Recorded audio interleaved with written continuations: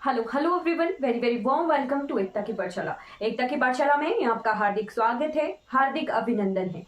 आज हम पढ़ेंगे क्रॉप्स इन हिमाचल प्रदेश। हिमाचल प्रदेश में फसलें किस तरह से हमें मिलती हैं और किस किस तरह का पशुपालन होता है हिमाचल प्रदेश में, वो आज की क्लास में हम क्लियरली कवर करेंगे। तो आई होप आपको ये क्लासेस अच्छी लग रही हैं। अगर ये क्लासेस आपको अच्छी लग रही हैं तो आप जो है इन वीडियोस को दूसरों के साथ शेयर जरूर कीजिए, लाइक भी कीजिए और शेयर जरूर कीजिए, सब्सक्राइब भी कीजिए मेरे चैनल को। चलिए आज की क्लास की शुरुआत करते हैं। हिमाचल प्रदेश में क्रॉप्स जो हैं दो तरह से डिवाइडेड हैं, ठीक है। दो तरह से, किस तरह से? एक होता है क्रॉप्स जो हम खाते हैं और एक होती है क्रॉप्स जो हम जो है बेचते हैं, ठीक है। अपने निर्वहन के लिए हम जो है कुछ फसलें उगाते हैं और उन्हें बेचते हैं, ठीक। तो हिमाचल प्रदेश में दो तरह से क्रॉप्स को डिवाइड किया है, ठीक है जी। क्लियर हो गया। अब हिमाचल प्रदेश में जो ईटेबल क्रॉप्स हैं वो भी दो तरह से उगाई जाती हैं। एक उगाई जाती है वो मौसम के हिसाब से, ठीक है। तो हम अभी पहले जो है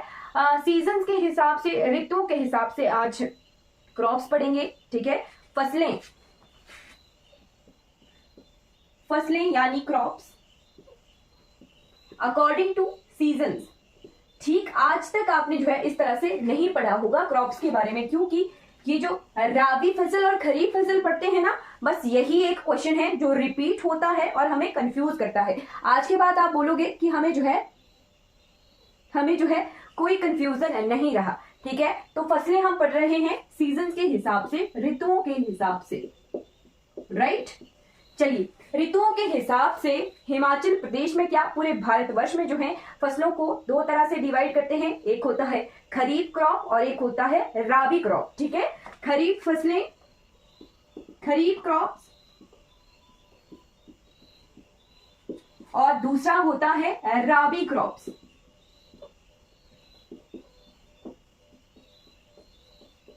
राइट। अब आपको लर्न कैसे रखना है ताकि आप कभी भी ना भूले, ठीक है। तो ख से खरीफ, राइट। ख से खरीफ, ख से खराब। फसलें जो है कौन से मौसम में खराब होती हैं? वर्षा ऋतु में, ठीक है। ख से खरीफ, ख से खराब होना, और कौन से मौसम में ज्यादा पॉसिबिलिटी होती है खराब होने की? तो वर्षा ऋतु में। यहीं से हमने लर्न कर लिया कि ऐसी फसलें जो हमारे वर्षा ऋतु से रिलेटेड हैं वो फसलें हमारी खरीफ फसलें होती हैं, ठीक है। ख से याद रखना है खरीफ और ख से खराब होने की पॉसिबिलिटी कौन से मौसम में? तो वर्षा ऋतु में, जी बिल्कुल। ये उगाई जाती हैं समर में, समर में इन्हें जो है बोया जाता है और रेनी के एंड में इन्हें जो है हार्वेस्ट कर लिया जाता है, यानी काट लिया जाता है, ठीक है। जून में इन्हें उगाया जाता है, मई जून मंथ में इन्हें उगाया जाता है और सितंबर एंड अक्टूबर स्टार्टिंग तक जो है इन्हें काट लिया जाता है, ठीक है। सितंबर एंड या फिर अक्टूबर तक जो है इन्हें हार्वेस्ट कर लिया जाता है, काट लिया जाता है, ठीक है। क्लियर हो गया किस तरह से ध्यान रखना है। खरीफ यानी खराब होने वाली फसलें जो कि वर्षा ऋतु में उगाई जाती हैं या फिर वर्षा ऋतु के मौसम से ये रिलेटेड हैं, ठीक है जी। अब देख लीजिए कि कौन कौन सी ऐसी फसलें हैं जो इस खरीफ में आती हैं। तो नोट करना है आपने, हमारे चावल यानी धान, मक्का, ठीक है, मक्का। फिर सोयाबीन, और ये जो पेपर में क्वेश्चन आता है फसलों का नाम होगा और पूछा जाएगा कि ये राबी क्रॉप है या खरीफ क्रॉप है, ठीक है। तो एग्जाम्पल भी लिख लीजिए, सोयाबीन। मूंगफली के बाद सूरजमुखी, सनफ्लावर जिसे कहते हैं, उड़द की दाल, माश भी इन्हें कहते हैं, आम लोकल भाषा में माह की दाल कहते हैं, उसे हिंदी में उड़द दाल कहते हैं, ठीक है। फिर बीन्स यानी जो हमारी फलीदार फसलें होती हैं, वो फलीदार सब्जियां,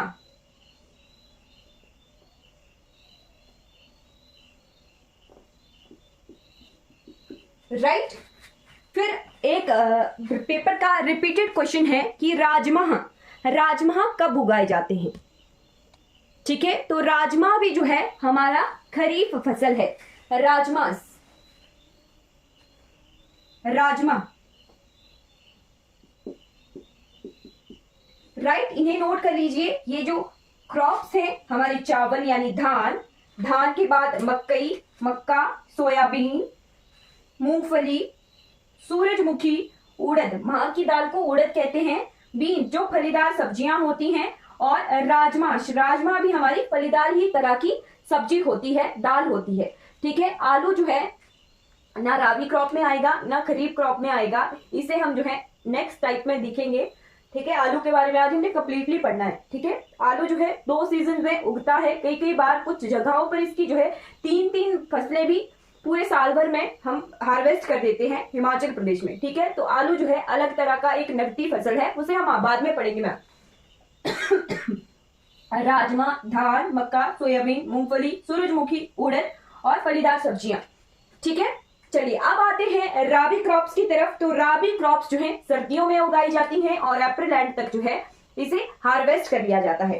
ठीक है जी, सर्दियों में यानी अक्टूबर या एंड तक या फिर नवंबर स्टार्टिंग में इन्हें उगाया जाता है। नवंबर में इन्हें उगाया जाता है और अप्रैल तक जो है इन्हें हार्वेस्ट कर लिया जाता है, जिसे कहते हैं काटना। ठीक है, अप्रैल तक इन्हें हार्वेस्ट कर लिया जाता है। नवंबर में उगाते हैं और अप्रैल में हार्वेस्ट कर लेते हैं। ठीक, उसके बाद अब एग्जाम्पल देखिए कि राबी क्रॉप्स में कौन कौन सी फसलें होती हैं। तो हमारा गेहूं, और ये रिपीटेड क्वेश्चन है, पूछते हैं मटर, मटर के बारे में पूछते हैं, चना जो है पूछते हैं कि ये किस तरह की फसल है। तो आपने नोट रखना है माइंड में, जो है किस तरह से याद होगा। तो मैंने खरीफ के बारे में भी बताया कि खरीफ किस तरह से लर्न करना है, और बाकी जो बचता है फिर वो राबी क्रॉप्स में आएगा। गेहूं के बाद तिल, सरसों, मस्टर्ड। ठीक है, मस्टर्ड के बाद चना, मटर, मटर और चना जो है ये पेपर का रिपीटेड और फेवरेट क्वेश्चन है एग्जामिनर का। पूछते हैं कि ये किस तरह की क्रॉप है, मटर और चना की। ठीक है, फिर उसके बाद मसूर की दाल, ये जो है हमारे राबी क्रॉप्स हैं। ठीक है जी, आई होप आपको ये क्लियर हो गया होगा। खरीफ फसलें और राबी फसलें लर्न कैसे रखना है। ख से खरीफ, और खराब होने वाली फसलें वर्षा ऋतु में उगती हैं। ठीक है, चलिए क्लियर हो गया होगा। खरीफ से सीजन हमने लर्न कर लिया है ना, तो ये आ गई खरीफ क्रॉप और राबी क्रॉप। आप पर चलते हैं क्रॉप्स की सेकेंड डिवीजन की तरफ, जो कि डिवाइडेड है ईटेबल और ट्रेडिंग में। ठीक है, जो हम खाते हैं और जो हम जो है अपने निर्वहन के लिए उगाते हैं हिमाचल प्रदेश में, उस तरह से भी हमारी फसलें डिवाइडेड हैं। तो चलिए वो वाली क्रॉप्स देख लेते हैं। नोट कर लिया होगा आई होप सभी ने।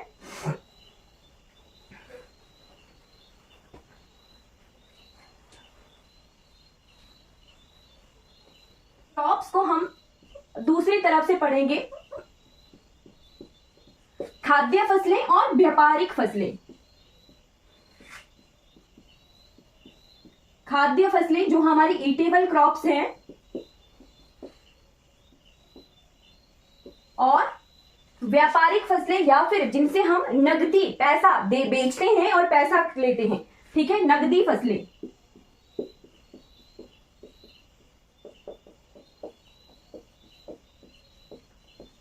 राइट, तो हम सबसे पहले ईटेबल क्रॉप्स देखेंगे। हिमाचल प्रदेश में सबसे ज्यादा जो है ईटेबल क्रॉप कौन सी उगाई जाती है, वो है गेहूं। ठीक है, गेहूं नोट कर लीजिए। गेहूं, गेहूं के बारे में आपने नोट करना है। इसके जो है 2-3 तरह के क्वेश्चन आते हैं, और फेवरेट क्वेश्चन है ये एग्जामिनर का, और रिपीटेड क्वेश्चन भी है। ठीक है, पूछते हैं कल्याण सोना क्या है, कल्याण सोना।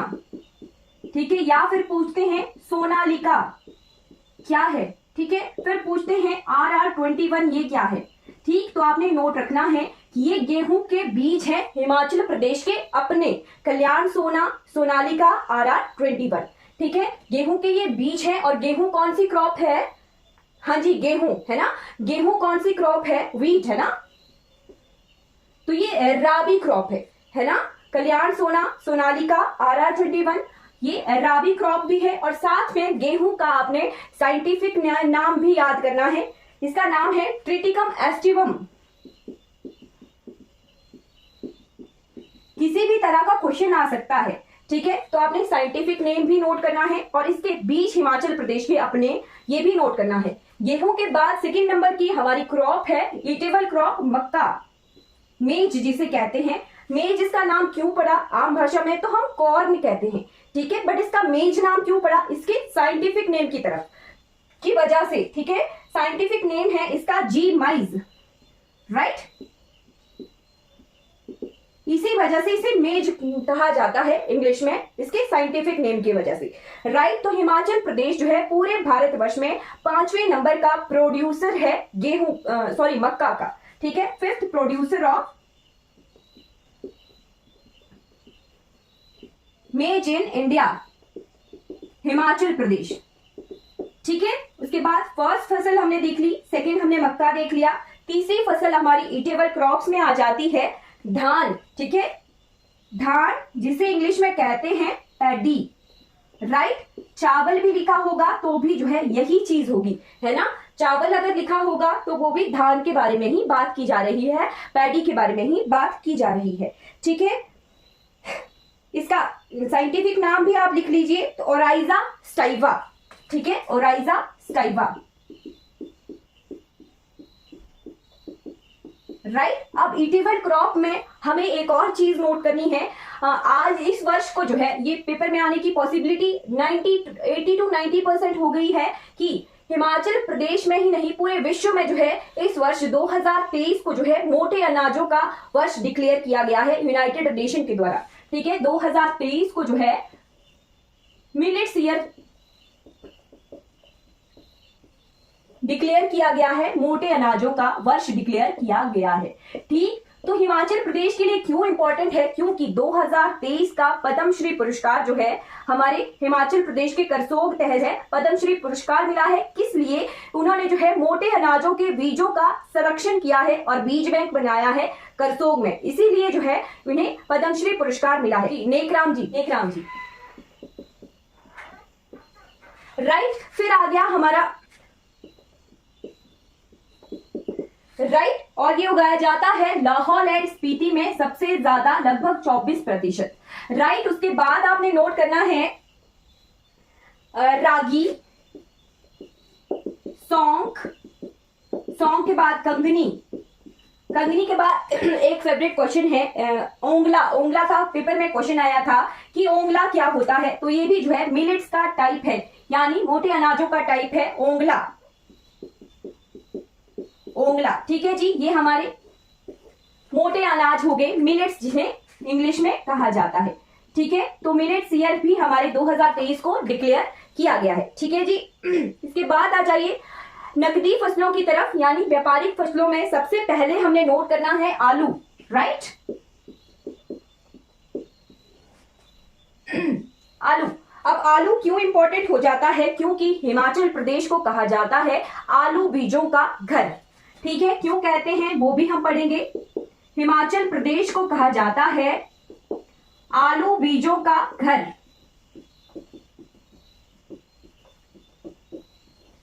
ठीक है, आलू बीजों का घर कहा जाता है हिमाचल प्रदेश को, ठीक। क्यों? हिमाचल प्रदेश में सेंट्रल पोटैटो रिसर्च इंस्टीट्यूट है, कहां पर? शिमला के कुफरी में, CPRI, आलू अनुसंधान केंद्र,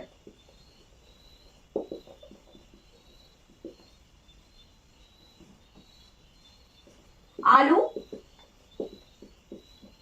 अनुसंधान केंद्र है, कहां पर? कुफरी में, शिमला में, ठीक है जी। और ये आलू बीजों का घर क्यों कहा गया? यहाँ पर जो है आलू प्रजनन केंद्र भी है। हिमाचल प्रदेश पूरे भारतवर्ष में एकमात्र ऐसा राज्य है जहां पर आलू के जो पौधे होते हैं ना, उन्हों पर फूल उगते हैं, ठीक है। तो उसी वजह से फिर आलू के अलग अलग तरह के बीज हिमाचल प्रदेश में तैयार किए जाते हैं, ठीक है। आलू के जो मैक्सिमम बीज पूरे इंडिया के जो हैं हमारे हिमाचल प्रदेश में ही तैयार किए जाते हैं, ठीक। तो आलू के बीजों के नाम भी आपने नोट करने हैं, जिसमें से सबसे पहले आपने नोट करना है अप टू डेट, ठीक है, अप टू डेट। ये वाला पोर्शन आपने जो है नोट कर लिया होगा। खाद्य फसलें जो ईटेबल फसलें हैं वो हमने कंप्लीट कर ली हैं। चलिए, आलू के बीजों से पहले हम ये देख लेते हैं कि हिमाचल प्रदेश में जो आलू है वो आया कहां से, ठीक। तो 17वीं शताब्दी की बात है, जब हिमाचल प्रदेश में पुर्तगाली और अंग्रेज जो है इंडिया में आलू लेके आए थे 17वीं शताब्दी में, राइट। 17th सेंचुरी में जो है इंडिया में पुर्तगाली जो पोर्तुगीज होते थे, ठीक है, और अंग्रेज ब्रिटिशर जो है अपने साथ आलू अपने साथ लेके आए थे, ठीक है। हिमाचल प्रदेश या फिर भारतवर्ष का आलू जो है नहीं है, ये बाहर से आया है। ठीक है, फिर आती है बारी कि हिमाचल प्रदेश में जो है सबसे पहले आलू कहां पर उगाया गया था। तो 1823 ईस्वी में, 1823 में शिमला में मेजर कैनेडी ने जो है आलू सबसे पहले उगाया था। Major Kennedy, right, major Kennedy ने। अब शिमला में कैनेडी हाउस भी है, वो भी पेपर में क्वेश्चन आता है कि कैनेडी हाउस कहां पर है। कैनेडी, मेजर कैनेडी का अपना जो निजी आवास था, प्राइवेट हाउस था, उसे कैनेडी हाउस कहते हैं और ये हमारे शिमला में है। ठीक है, फिर उसके बाद लाहौल एंड स्पीति में मोराबियन मिशन ने जो है 1857 में जो है लाहौल एंड स्पीति में जो है आलू उगाया था मोराबियन मिशन ने, राइट। क्लियर। आलू के साथ साथ इन्होंने जो है, अच्छा, आलू कहां पर उगाया था इन्होंने, तो ये केलोंग में उगाया था, केलोंग जगह पर। ठीक, लाहौल एंड स्पीति का हेडक्वार्टर भी है केलोंग। ठीक है, तो मोराबियन मिशन ने 1857 में जो है लाहौल एंड स्पीति के केलोंग में आलू उगाया था। ठीक, उसके बाद आ जाते हैं हिमाचल प्रदेश में आलू बीजों का घर के जानकारी के लिए। तो कुफरी में जो है सेंट्रल पोटैटो रिसर्च इंस्टीट्यूट है, आलू अनुसंधान केंद्र है और आलू प्रजनन केंद्र भी है। मैंने आपको बता दिया कि हिमाचल प्रदेश केवल मात्र एक ऐसा राज्य है पूरे भारतवर्ष में जहां पर जो है आलू के पौधों पर जो है फूल उगता है, राइट। तो उसी वजह से आलू के अलग अलग टाइप के बीज जो है उगाए तैयार किए जाते हैं हिमाचल प्रदेश के कुफरी में, राइट। अब देखना है कि हिमाचल प्रदेश के इन बीजों के किस तरह के नाम हैं। तो अप टू डेट अगर पेपर में क्वेश्चन आ जाए कि अप टू डेट क्या है, तो अप टू डेट आलू के बीज का नाम है। ठीक है, ये बीज का नाम है अप टू डेट। उसके बाद एक और बीज है क्रैग डिफाइंस करके, ठीक है, क्रैग डिफाइंस,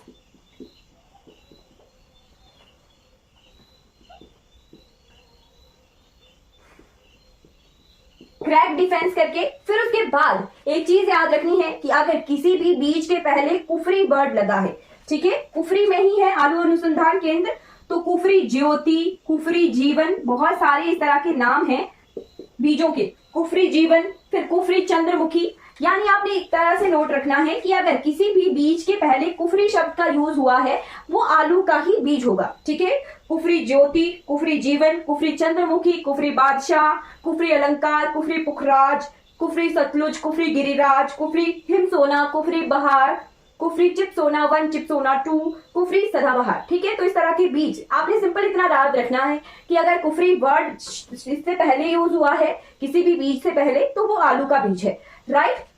क्लियर हो गया होगा। तो हमने आलू के बारे में जितनी इंफॉर्मेशन हिमाचल प्रदेश से रिलेटेड थी वो हमने कवर कर ली है। सीपीआरआई के बारे में भी हमने थोड़ा सा हल्का आइडिया ले लिया है। ठीक, अब आ जाते हैं नकदी फसलों में अगली फसलों की तरफ। काला जीरा, लाहौल एंड स्पीति प्लस किन्नौर। फिर होता है सैफरॉन, केसर। केसर की जो खेती है वो 2021 से हमारे लाहौल एंड स्पीति में शुरू कर दी गई है। ठीक है, लाहौल एंड स्पीति,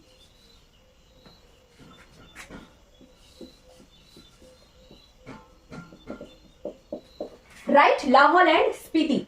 ठीक है, और केसर यानी सैफरॉन, तो सैफरॉन की खेती सन 2021 से जो है हिमाचल प्रदेश के में सबसे पहले लाहौल एंड स्पीति में इसकी शुरुआत की गई थी। अब किन्नौर में भी जो है केसर की खेती की शुरुआत की गई है। ठीक है, अब कहां कहां कौन सी घाटियां हैं, तो लाहौल एंड स्पीति की पटन घाटी और किन्नौर की सांवला घाटी जिसे बसपा घाटी के नाम से भी जाना जाता है, यहाँ पर जो है हमारे केसर की फसलों केसर की खेती जो है शुरू की गई है। ठीक, अब लाहौल एंड स्पीति की पटन घाटी को कहते हैं बाग और अन्न भंडार। क्या कहते हैं, किस नाम से जाना जाता है, बाग और अन्न भंडार के नाम से, राइट, बाग और अन्न भंडार के नाम से जाना जाता है लाहौल एंड स्पीति की पटन घाटी को। ठीक है जी, उसके बाद चल पड़िए मशरूम। ठीक है, ये सारी हमारी जो है नकदी फसलें हैं जिनसे कैश प्राप्त होता है। हिमाचल प्रदेश के लोगों की आय का ये साधन है। ठीक है, मशरूम, तो मशरूम सिटी से कौन सा जिला जाना जाता है, सोलन। राइट, मशरूम सिटी के नाम से जाना जाता है। और मशरूम का जो एक केंद्र है चंबा घाट सोलन में भी है। ठीक है, फिर उसके बाद अदरक, राइट, अदरक। और ये पेपर का फेवरेट क्वेश्चन है कि मशरूम सिटी के नाम से किसे जाना जाता है, सोलन को। फिर टमाटर की पैदावार भी जो है सबसे ज्यादा सोलन में ही होती है। जो सप्रून घाटी है हमारी, दून सप्रून घाटी सोलन की, वहां पर टमाटर उगाया जाता है सबसे ज्यादा हिमाचल प्रदेश में।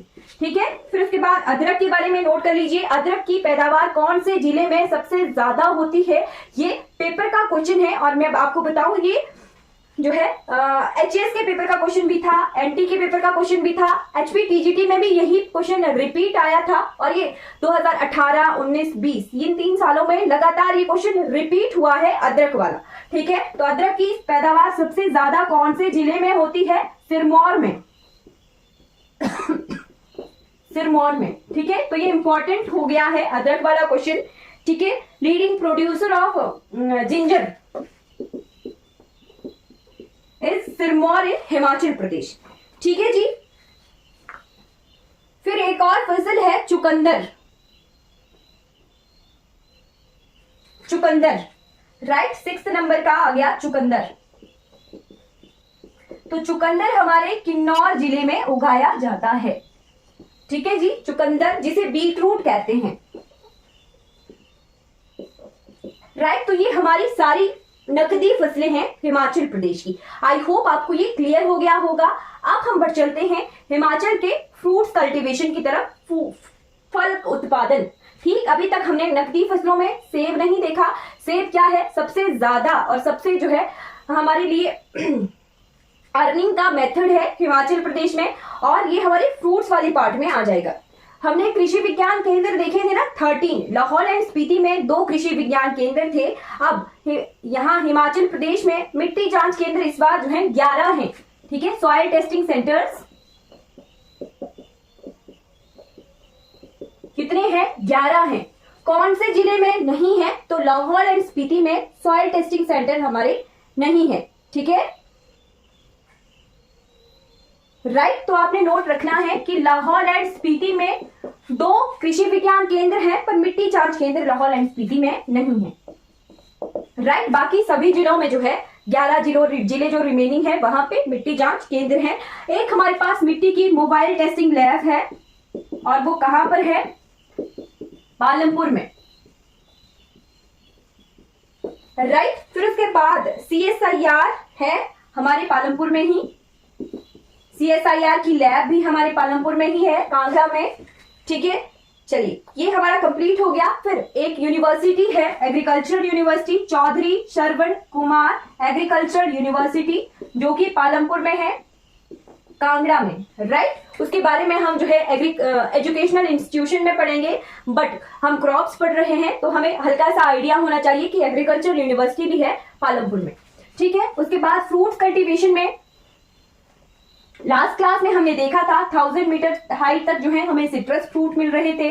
ठीक है, 1000 मीटर हाइट तक, 0 मीटर से 1000 मीटर हाइट तक जो है हमें सिट्रस फ्रूट मिल रहे थे, खट्टे फल मिल रहे थे, जैसे नींबू, संतरा, गलगल टाइप। ठीक है, ये सिट्रस फ्रूट हमें 1000 मीटर हाइट तक मिल रहे थे।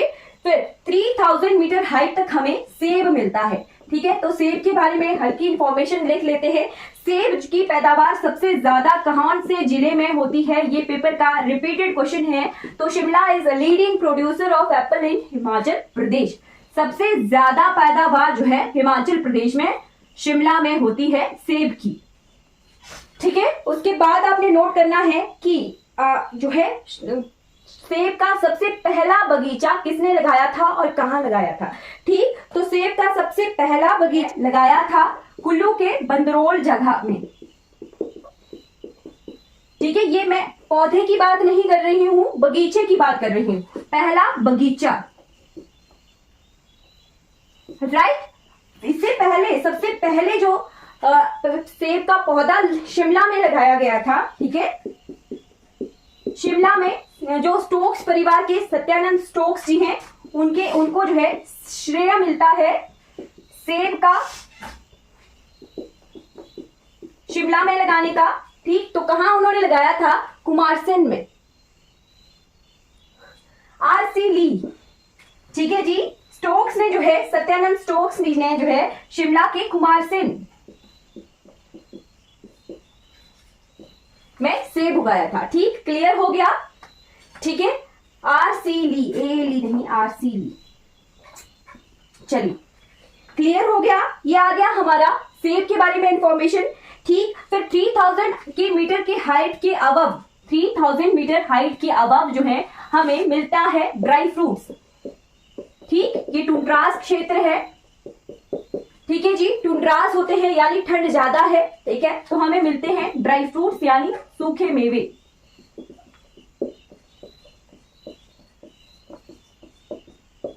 राइट, क्लियर हो गया। चलिए, फिर आती है अंगूर की पैदावार। तो आपके लिए होमवर्क है कि हिमाचल प्रदेश में सबसे ज्यादा अंगूर कहां पर उगाया जाता है। ठीक, इसको जो है हमने बैलीज वाले पोर्शन में भी कंप्लीट किया है, पढ़ा है हमने कि कौन सी घाटी को अंगूर घाटी के नाम से जाना जाता है। ठीक है, ये आपके लिए होमवर्क है कि कौन सी घाटी को अंगूर घाटी के नाम से जाना जाता है। Fruit processing unit, fruit processing unit HPMC कहां पर है? ये है जी परवाणु में। राइट, फ्रूट्स के बारे में हमने पढ़ा, तो फ्रूट्स के बाद फ्रूट प्रोसेसिंग, अगर फलों की पैदावार ज्यादा हो जाए तो फिर हमारे परवाणु में जो है फलों का प्रोसेसिंग यूनिट भी है, फल, ठीक है, ये लार्जेस्ट है, सबसे बड़ा प्रोसेसिंग यूनिट है। ठीक, HPPMC कहां पर है? ये परवाणु में है। इसका भी पेपर में डायरेक्ट क्वेश्चन आता है। ठीक, तो आज की क्लास हमारी कंप्लीट हो जाती है। पशुपालन हमारा रह जाता है, कल की क्लास में हम पशुपालन कर लेंगे। ठीक है, हमारी कंप्लीट हो जाती है। आई होप आपको क्लास अच्छी लगी होगी। Thank you so much for watching this class. अगर आपको ये वीडियो अच्छी लगी हो तो लाइक कीजिए, सब्सक्राइब कीजिए मेरे चैनल को और दूसरों तक जो है इस वीडियो को जरूर पहुंचाइए। Thank you so much for watching this class.